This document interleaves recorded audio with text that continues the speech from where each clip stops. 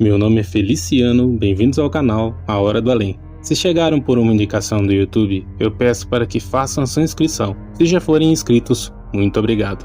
Nesse vídeo, teremos um relato de Quaresma da Tamires, mais um relato bônus, então fiquem agora com a narração dos inscritos do canal A Hora do Além. Oi Feliciano, amigos da Hora do Além, eu me chamo Tamires e eu gostaria de compartilhar com vocês algumas histórias que os meus avós contavam. Todas essas histórias têm em comum que elas aconteceram num período de Quaresma. Minha família, tanto por parte de mãe como por parte de pai, é bastante católica, então a gente sempre teve o hábito de guardar a Quaresma. Eu me lembro que a minha avó não nos deixava correr, nem fazer barulho depois que anoitecia, que ela dizia que na Quaresma as coisas elas ficam soltas e elas chegam mais fácil, né, no nosso mundo. Então era preciso ter muito respeito. Pois bem, a primeira história quem contava era o meu avô materno. O meu avô, ele foi uma pessoa muito agradável. Ele era muito gentil, muito querido por todo mundo, só que era também muito teimoso. E a minha avó, logo quando eles se casaram, foram morar na roça, e a minha avó sempre dizia para ele para que não chegasse tarde, que não voltasse do trabalho na cidade tarde, porque era muito perigoso, né? Naquela época eles não tinham cavalo nem nenhum outro meio de transporte, então ele fazia o trajeto a pé. E a minha avó dizia para que ele fosse cuidadoso, porque era um risco muito grande acontecer alguma coisa ou que ele acabasse vendo alguma coisa na estrada, né? Alguma coisa que ele não queria ver. Mas o meu avô não se importava, debochava, dizia que aquilo era bobagem, que não existia, continuava teimando e voltando tarde. Certo ano, no início da Quaresma, em um dia, ele acabou passando na casa da família dele na cidade para jantar e se demorou muito para sair, então ele só pegou a estrada para ir embora, já era mais de 10 horas. Chegando numa parte do caminho, ele contava que precisava atravessar um mata-burro. O mata-burro, para quem não conhece, é uma ponte e ela é feita com umas madeiras que ficam uma ao lado da outra. Portanto, se o gado, cavalo, criação, tentar atravessar ali sozinho, ele vai acabar caindo na fresta entre as madeiras e vai ficar preso e não vai fugir. Por isso o nome de mata-burro. E o meu avô dizia que quando ele chegou assim, na beirada do mata-burro, ele teve uma sensação muito ruim de angústia. E ele começou a prestar atenção num barulho de arranhão. Era como se alguma coisa estivesse ali na ponte, na parte de baixo da ponte, arranhando a madeira. Essa noite era uma noite de lua clara, de céu aberto, então quando ele foi pisar na ponte, ele viu um bicho saindo debaixo da ponte e passando para o lado de cima. Esse bicho, meu avô dizia que ele era uma coisa pequena, assim, na verdade porte médio, mais ou menos do tamanho de um cachorro, preto, tinha uns espinhos muito pontudos assim, saindo das costas, uma boca muito grande e olhos muito brilhantes. Aquela coisa não era nada que ele já tivesse visto, assim, ele não se recordava de ter visto nenhum animal como aquele. E esse animal, ele ficava unhando ali a madeira e o meu avô não conseguia atravessar. Determinada hora, esse bicho passou para debaixo da ponte de novo, e quando meu avô fez, né, uma nova menção de atravessar, o bicho passou para o alto da ponte. Assim foram algumas vezes, Feliciano. Toda vez que meu avô tentava atravessar, aquele negócio passava para cima da ponte. E ele ficou com medo de voltar para a cidade e deixar minha avó sozinha, porque já era tarde, ela estava grávida. Ele preferiu arriscar. Então, muito católico que ele era, apelou para que Nossa Senhora o protegesse e passou correndo, pegou impulso, passou correndo, deu um chute naquela coisa e seguiu correndo. E ele contava que ele correu tanto que um trajeto que ele fazia normalmente em 15, 20 minutos, ele fez em 10, de tanto que ele correu. Chegou em casa, assim, quase botando a porta abaixo no peito, e entrou desesperado, assombrado, contou para minha avó o que tinha acontecido e ela falou: eu avisei, né?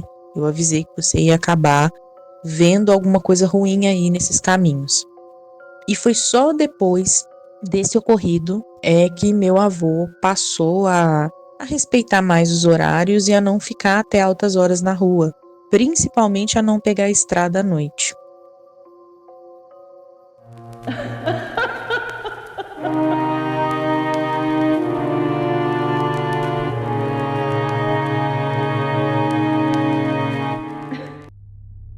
Um segundo relato, quem conta na verdade é meu pai, porque o pai dele contava. Infelizmente eu não tive oportunidade de conviver muito com o meu avô paterno.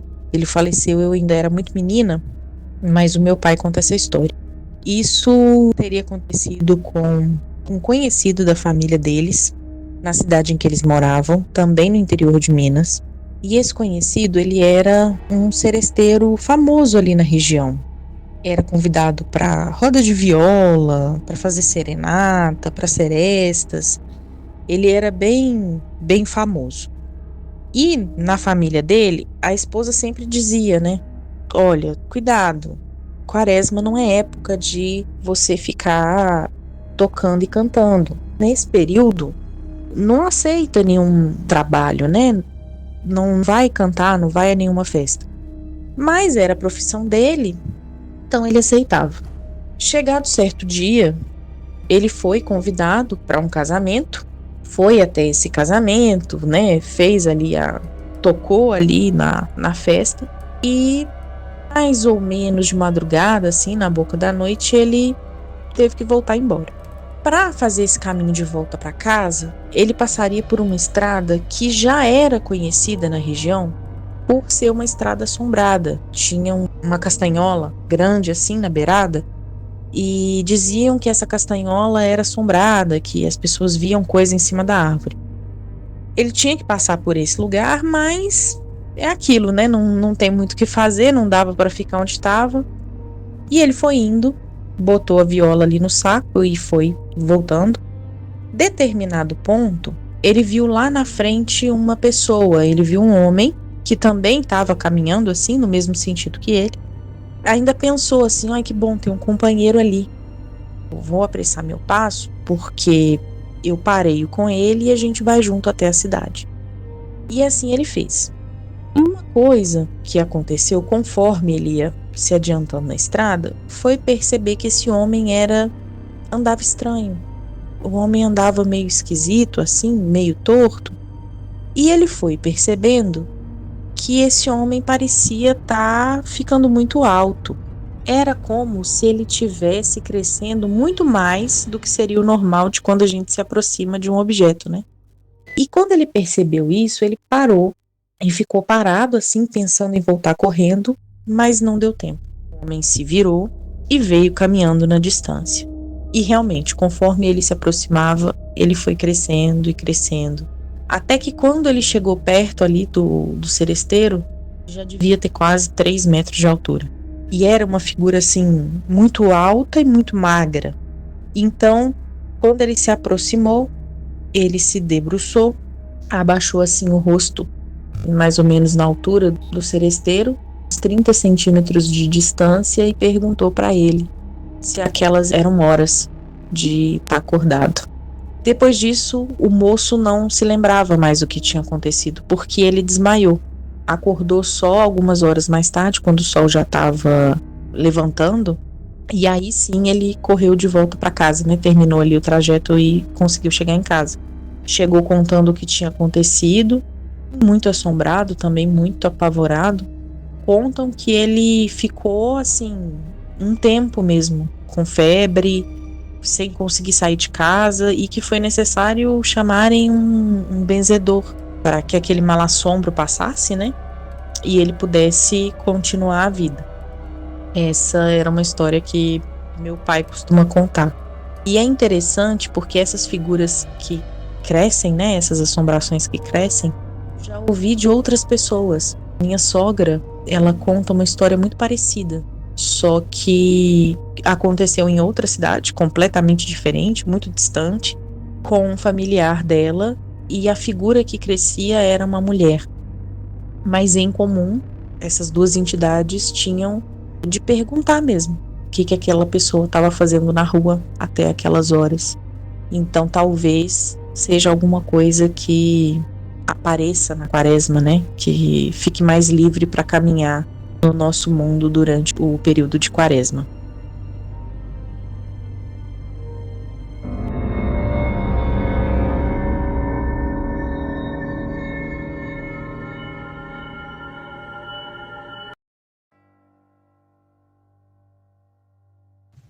Bom, olá.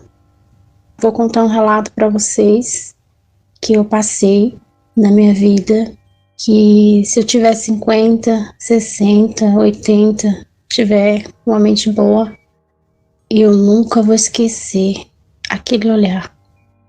Como de costume, eu fico no sofá mexendo no celular e a minha filha deitou de um lado e eu deitei do outro e fiquei mexendo no celular até dormir. Aí eu apaguei, né? Dormi. Assim, quando foi... Aí eu não sei o que aconteceu de madrugada, não sei se eu tava com sensação ruim. Eu tava deitada assim do lado, né? No sofá. E acordei assim, do nada. E abri os meus olhos. Quando eu abri os olhos, eu fiquei... Eu não consigo expressar como eu fiquei. Eu vi um homem. Eu consigo até falar as características que eu vi nele. Tinha um mantão preto e tinha uma outra parte assim por cima da cabeça. E assim do lado do olho dele tinha uma tatuagem. Uma tatuagem assim do olho desenhada embaixo e em cima. E os olhos dele não mexiam nem para um lado nem para o outro. E ele olhava fixamente para mim, um olhar. No momento é como se o tempo tivesse parado, eu gelei, eu fiquei gelada. Eu fiquei paralisada só pelo choque, eu só fiquei paralisada olhando. E do nada, ele sumiu. A única coisa que eu não consigo esquecer é o olhar. Ele me olhava de um jeito que ser humano eu nunca vi ninguém olhar daquele jeito. Um olhar, uma fixação. E os meus filhos estavam em casa e eu simplesmente levantei, não sei, parecia que a minha alma tinha saído do corpo. E eu peguei, levantei do sofá e a minha filha acordou assim, perguntou se eu tava bem. E eu falei, eu tô bem, sem voz praticamente. E eu deitei e fui pro meu quarto, né? E eu senti um medo que eu não sei expressar o medo. Eu só rezei, orei a Deus, pedi pra Deus me proteger. Mas eu não consigo esquecer aquele olhar me olhando, sabe? Eu peço a Deus pra nunca mais viver isso. E eu fiquei estatalada.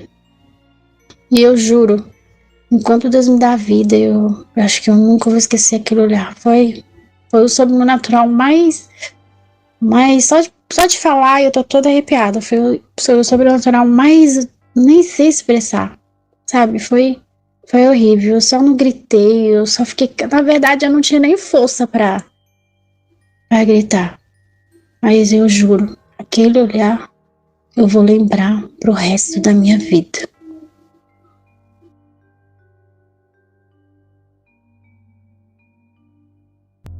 Muito obrigado, Tamires. Muito obrigado, Grace, por terem compartilhado seus relatos nesse vídeo. Se vocês também quiserem compartilhar seus relatos, pessoal, na descrição do vídeo estará o link que vai direto para o WhatsApp do canal. Eu gostaria de agradecer a cada um de vocês que sempre está aqui, deixando o like, compartilhando e comentando. Que Deus abençoe a cada um de vocês suas famílias e seus amigos. Muito obrigado, até o próximo vídeo.